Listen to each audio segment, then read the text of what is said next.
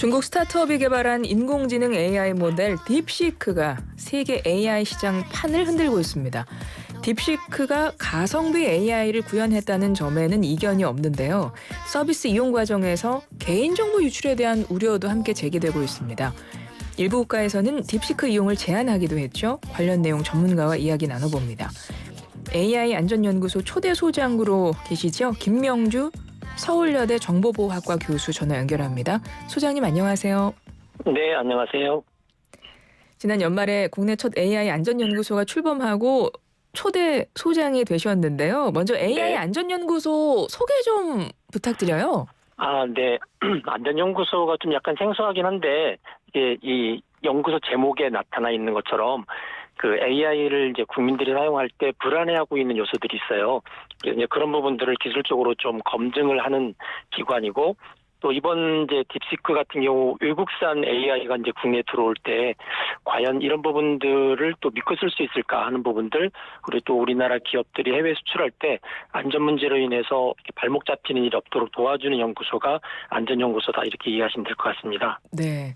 AI에 대해서는 이제 많은 분들이 AI라는 용어도 익숙해지고 챗 GPT 그 정도도 많이 들었고 이렇게 생각하실 것 같은데 갑자기 딥시크라는 게 나오면서 네. AI 시장의 판을 흔들었다 막 이런 이야기가 나오면서 이건 또 뭔데 막 이러시는 분들 많으실 것 같아요. 사실 저도 그렇고요.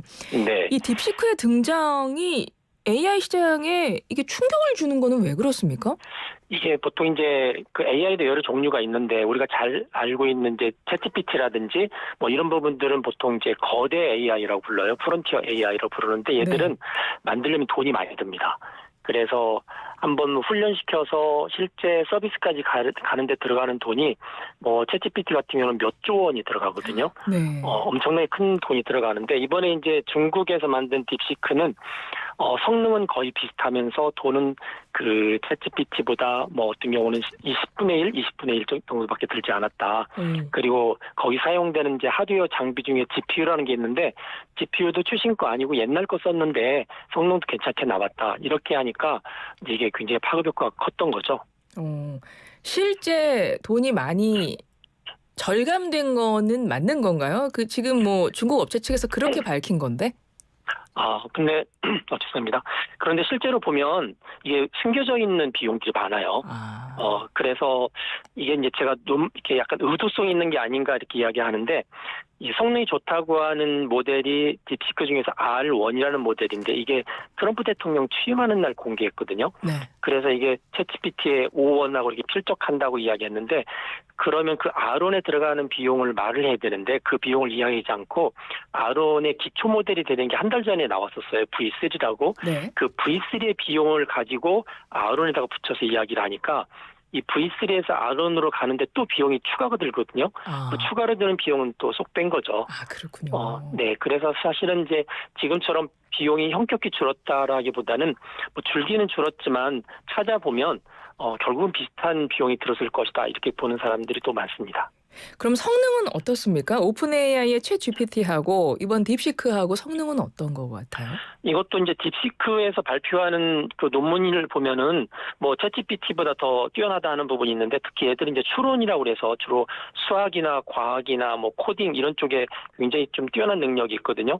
그래서 수학 같은 경우는 이제 여러 가지 이렇게 테스트할 수 있는 문제집들이 있어요. 네. 그래서 뭐 AI 앱리 그래서 주로 미국에서 많이 쓰고 있는 2024년도 기준으로 했을 때는 얘가 챗GPT보다 또 뛰어나고 그다음에 코딩하는 분야도 뛰어나고 이렇게 이제 딥시크에서는 발표를 하는데 실제 이제 그렇지 않은 다른 분야 사실 저 연구소도 지금 계속 테스트를 하고 있거든요. 네네. 테스트를 하고 있는데 내부적으로는 좀 심각하게 성능이 떨어지는 부분이 상당히 많이 있습니다. 그리고 대개는 한글이나 이런 걸로 대답을 하면 한글로 대답을 해야 되는데 상당수가 중국어로 대답을 자꾸 해서 일반적으로 사용하기는 좀 불편하지 않을까 하는 생각이 좀 들어요. 네.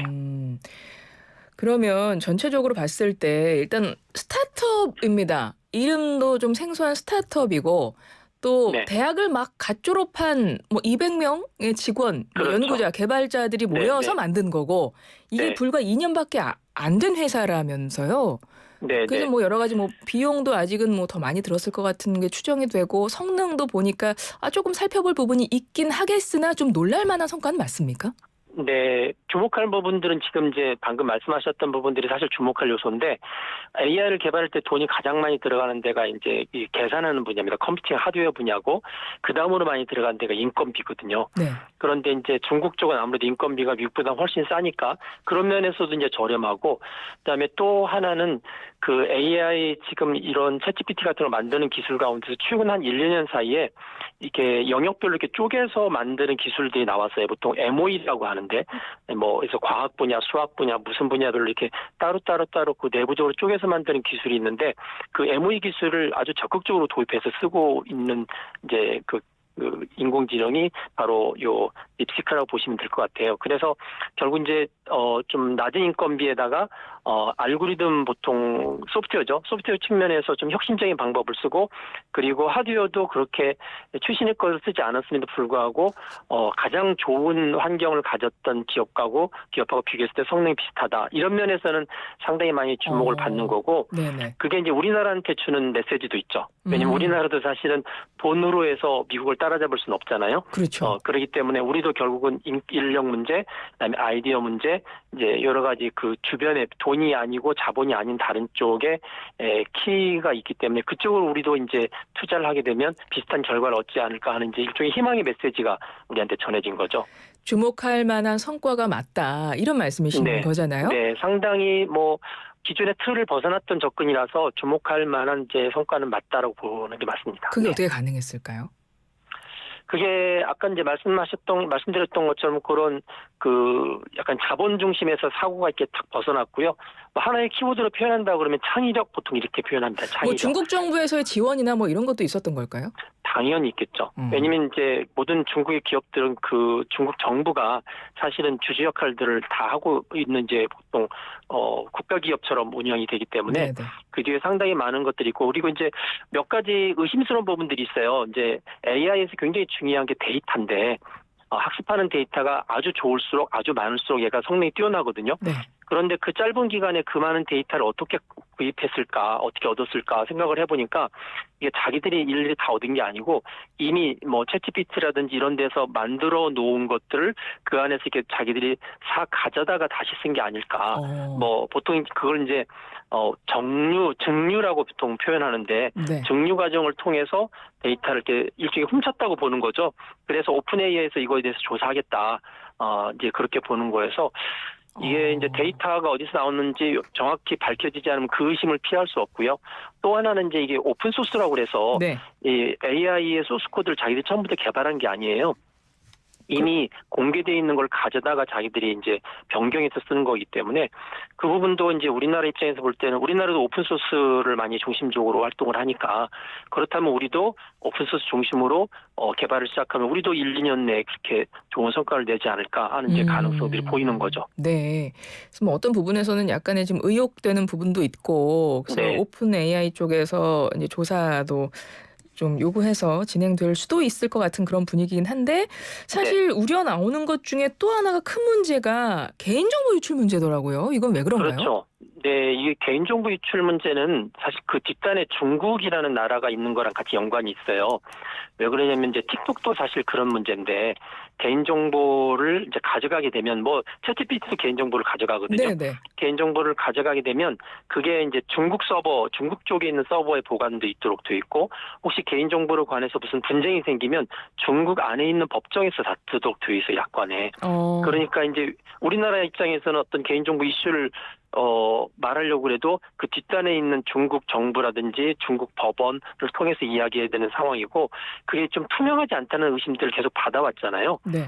그리고 챗GPT하고 이 딥시크의 아론하고 이렇게 약관을 비교해 보면 거의 비슷한데 몇 가지 좀 특이한 게 나옵니다. 그 중에 하나가 이런 표현이 나오는데 사용자가 키보드를 통해서 입력하는 패턴들 이런 것들도 우리가 명확하게 좀 가져가겠다 이런 표현이 딥시크에 나오는데 이거는 이제 어떤 거가 있냐면 보통 일반적으로 말로 이렇게 하는 게 아니라 보통 이제 시스템 보통 프롬프트라고 그래서 관리자 모드로 들어갈 수 있는 그런 단어들이 몇 개 있어요. 이제 그런 걸 통해서 관리자 모드로 들어가는 것들도 우리가 과감하게 찾아내서 그것도 관리하겠다.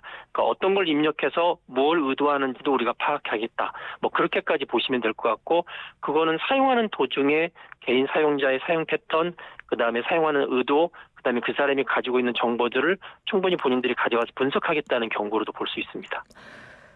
근데 챗GPT 같은 경우도 이걸 네. 이용하는 모든 사람들의 정보가 사실은 수집이 되지 않습니까?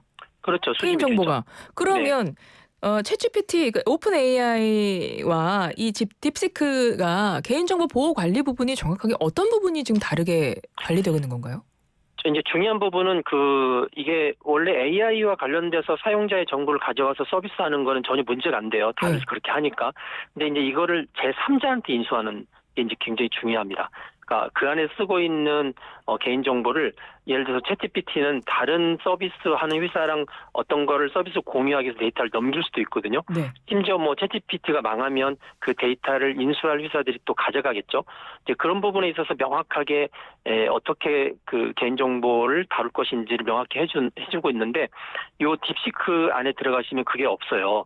아주 두리뭉실하게 돼 있고, 심지어 어떤 개인 정보를 인수할 때 제3자한테도 인수할 수 있다는 표현이 나오거든요. 네네. 제3자라는 이야기는 개인정보와 관련된 딥시크나 딥시크의 데이터를 인수할 다른 회사 말고 전혀 관련이 없는 제3자도 그거를 가져갈 수 있다고 생각을 하는데, 그 3자가 누굴까 많은 사람들은 그거 중국 정부 아니냐라는 생각을 이제 하게 되는 거죠. 그래서 이제 그런 표현들이 살짝 보여지는 부분들이 은연중에 이 딥시크 안에 들어가 있는 정보들이 보이지 않게 회사 바깥으로 나갈 수 있고, 그게 이제 공공기관에 활용되고, 심지어 그걸 이용해서 또 다른 AI의 서비스에 막 공개적으로 데이터가 쓰이는 게 아닐까, 이제 이런 걱정들을 많이 하게 되는 거죠. 그러니까 챗GPT 같은 경우는 기존의 이제 AI 챗GPT 같은 경우는 개인정보 보호 관리를 어떻게 할 것이다라고 명확하게 명시가 돼 있는데, 네, 명확하게 돼 있습니다. 그러니까 예를 딥시크는 들어서 그렇지 않다. 그렇죠. 이걸 가져가서 언제까지 보관하고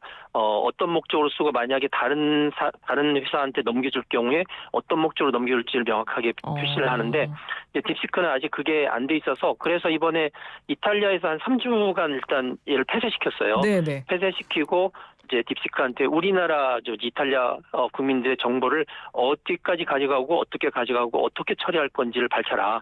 그렇지 않으면 우리 못 쓰게 하겠다. 예. 그렇게 이야기했는데, 그 이탈리아는 항상 유럽연합을 대표해서 항상 행동을 해왔어요. 챗GPT 때도 똑같은 일을 했거든요. 네네네. 챗GPT는 그거에 대해서 반응을 해서 오픈했고, 이제 딥시크가 어떻게 반응을 할지 지켜봐야 되는 거죠. 이 국가안보도 위태롭게 할 수 있는 문제이기 때문에 굉장히 중요한 것 같은데요. 국민 전체의 데이터는 안보로 직결이 되니까요. 네. 지금 보면 미국, 텍사스, 대만, 유럽 등에서 딥시크 이용 금지 조치 취하고 있습니다. 우리 정부는 공식 질의서를 발송했다고 하던데요. 나중에 그 답변에 따라서 뭐 규제 어떻게 할 것인가 논의를 하게 되는 건가요? 이제 개인정보보호위원회에서는 개인정보 차원에서 아마 질의서 발송한 걸로 알고 있고요. 저희 안전연구소도 지금 테스트를 하고 있는데, 저희는 좀 약간 다른 관점에서 합니다. 그러니까 예를 들면 이게 숨겨져 있는 코드는 없나, 이 안에. 그 다음에 이제 특히 중국 같은 경우는 세계 최초로 국가가 AI에 관해서 규제를 했던 나라예요. 그래서 2023년 8월 달에 이 생성형 AI에 관한 규제 24개 항을 만들었는데, 여기서 굉장히 중요한 게 당성 테스트입니다. 그래서 AI가 답하는 게 중국의 사회주의 체제에 반하는 거면 답을 못하게 하고 인정을 안 해주기 때문에, 그래서 이 딥시크가 도널드 트럼프 대통령 취임 때 공개됐던 이야기는 당성 테스트를 통과했다는 이야기예요. 그래서 뭐 시진핑이라든지 뭐 중국에 불편해하는 질문들을 하면 되게 회피하거나 대답을 안 해줍니다.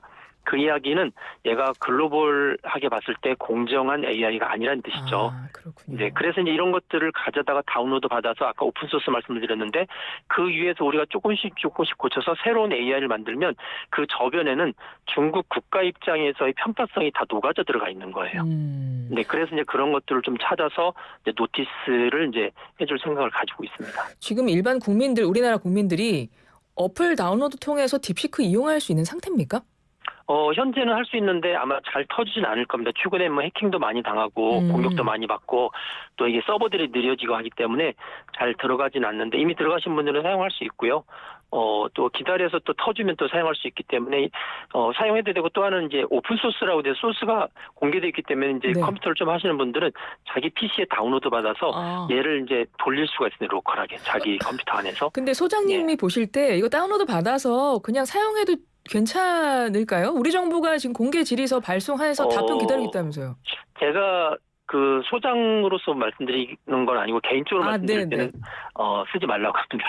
안 쓰는 게 네, 일단 너무 아직까지는. 앞서서 하는 거 그 안에 어떤 시한폭탄이 그렇죠. 있는지 모르는데 그걸 가지고 썼을 때 이제 그거로 인한 개인정보뿐만이 아니라 그게 설치되어 있는 서버나 PC나 이런 관련된 정보들도 사실은 유출될 가능성도 체크를 해봐야 된다. 그렇게 보고 있기 때문에 아직까지는 안전하다는 이야기가 나올 때까지는 좀 급하게 쓰지 않는 게 좋겠다는 생각을 하고 네. 뭐 소스가 탐이 나서 다운로드 받으신 분들은 가지고는 계시지만 그거를 이제 실제 실행 파일로 바꿔서 설치해서 쓰시는 거는 좀 만류하고 싶습니다. 아직. 예, 알겠습니다. 뭐 AI 패권 경쟁 앞으로 나라별로 뭐 더 치열하게 경쟁할 것 같고 그리고 개인정보 유출 문제 정말 AI 네. 안전에 대한 문제가 점점 더 이제 부각될 것 같습니다. AI 안전연구소에서 어떤 역할을 좀 하실 계획인지 끝으로 마무리 말씀 들어볼까요? 네, 이제 이 안심이라는 키워드의 반대말이 사실 위험인데 AI 안에 사실 아직까지 밝혀지지 않은 위험이 대단히 많이 있어요. 그래서 나라별로 지금 AI 안전연구소를 세워서 이거에 대한 대응을 하고 있고 우리나라 지금 6번째로 세운 국가인데 국민들이 AI를 쓸 때 좀 걱정하는 부분들이 좀 줄어들 수 있도록 선제적으로 좀 안전에 관한 부분들을 정책이나 기술들을 좀 잘 연구해서 우리 국민들한테 안심할 수 있고 또 기업들이 AI를 통해서 글로벌 경쟁을 할 때 다른 나라보다 안전한 AI라는 이미지를 가질 수 있도록 도와주는 데 최선을 다하도록 하겠습니다. 알겠습니다. 지금까지 AI 안전연구소 김명주 소장이었습니다. 소장님 고맙습니다. 네, 감사합니다.